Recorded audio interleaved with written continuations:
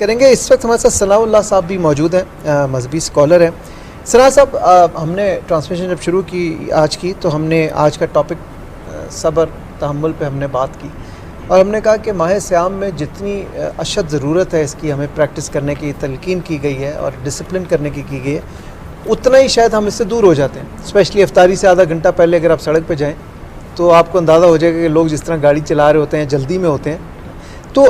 ضبط نفس کے حوالے سے اسپیشلی ماہ صیام میں کیا حکم ہے؟ بسم اللہ الرحمن الرحیم، اللہم صلی علی سیدنا محمد وعلی آل سیدنا محمد مبارک وسلم۔ اسلام کی جو بنیادی تعلیمات ہیں ان کے اندر صبر، تحمل، برداشت اور ضبط نفس، یہ قرآن مجید فرقان حمید کے اندر بھی اللہ پاک نے کئی مقامات پر اس کا حکم دیا ہے، اور رسول اللہ صلی اللہ علیہ وسلم نے نہ صرف اپنے فرامین بلکہ اپنی پورے سیرت طیبہ کے اندر کہیں بھی ایسا موقع نہیں آتا جس میں نبی علیہ السلام نے تحمل، صبر اور برداشت کا جو دامن ہے اس کو چھوڑا ہو۔ اس حوالے سے جو ایمان والوں کی صفات اللہ تعالیٰ نے قرآن میں بیان فرمائی ہیں وہ یہ ہے کہ والکاظمین الغیظ والعافین عن الناس، کہ ان کے اندر دو جو صفات ہوتی ہیں، دو کوالٹیز ہیں، کہ ایک تو وہ غصہ کو پی جانے والے ہوتے ہیں اور لوگوں کو معاف کرنے والے ہوتے ہیں۔ ہمارے یہاں مسئلہ یہ ہے کہ ہم اپنی غلطی کو جو ہے وہ مینشن نہیں کرتے، اس کو ہم نظر انداز کر دیتے ہیں، اور اگر کوئی ہمارا سامنے والا دوست تھوڑی سی بھی غلطی کر دے تو ہم اس کے ساتھ جو رویہ اختیار کرتے ہیں اس کی نہ ہمیں اجازت قرآن مجید دیتا ہے اور نہ ہمیں اس کی نبی علیہ السلام کی سیرت ہمیں اس کی اجازت دیتی ہے۔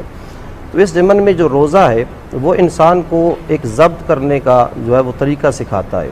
کہ اللہ تعالیٰ کے حکم سے ایک انسان صبح سے لے کر شام تک کھانے پینے اور اپنی جائز خواہشات سے رکا رہتا ہے، تو اس کے اندر یہ برداشت ہو جانی چاہیے، پیدا ہونی چاہیے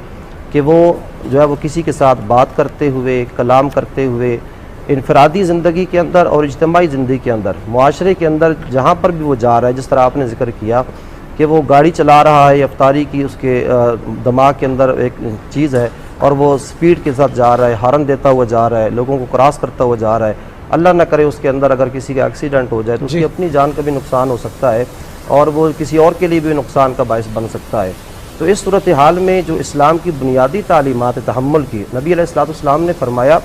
کہ جس انسان کو جو ہے وہ تحمل اور برداشت سے جو انسان محروم ہو گیا وہ یہ سمجھے کہ وہ ساری خیر سے محروم ہو گیا، یعنی اس کے پاس کچھ بچا ہی نہیں ہے۔ اور یہی معاشرے کے اندر ہم دیکھتے ہیں کہ ہمارے گھروں کے اندر ہو، بازاروں میں ہو، جہاں پر بھی ہو، ایک ایسا انسان کہ جو برداشت نہیں کر سکتا چیزوں کو اور سامنے والے کی بات کو برداشت نہیں کر سکتا، اس کے جو ہے وہ ایکشن کو برداشت نہیں کر سکتا، فوراً ریئیکٹ کرتا اس کے اوپر، تو اس کی اپنی زندگی، گھریلو زندگی بھی برباد ہوتی ہے اور معاشرے کے اندر بھی اس کی عزت کوئی نہیں ہوتی، لوگ اس سے جو ہے وہ دامن بچا کے نکل جاتے ہیں۔ اور یہاں پہ حوالہ دینا ضروری سمجھتا ہوں کہ اللہ پاک نے جو نبی علیہ السلام کو خصوصی طور پہ جو تحمل اور برداشت کی صفت عطا فرمائی، جہاں پہ ذکر کیا، فرمایا فبما رحمت من اللہ لنت لهم ولو كنت فظا غلیظ القلب لانفضوا من حولك، کہ اے محبوب کریم صلی اللہ علیہ وسلم، یہ جو لوگ آپ کے گرد بیٹھے ہیں، جو آپ کے پاس آ کے جمع ہو جاتے ہیں، اس میں غلام بھی ہیں، اس میں شرفاء بھی ہیں، قریش کے لوگ بھی ہیں، یہ آپ کی اس رحمت اور رحم دلی کی وجہ سے ہے کہ آپ سب کو محبت سے پیش آتے ہیں، ہر ایک کی بات کا جواب دیتے ہیں، ان کے ساتھ شفقت فرماتے ہیں۔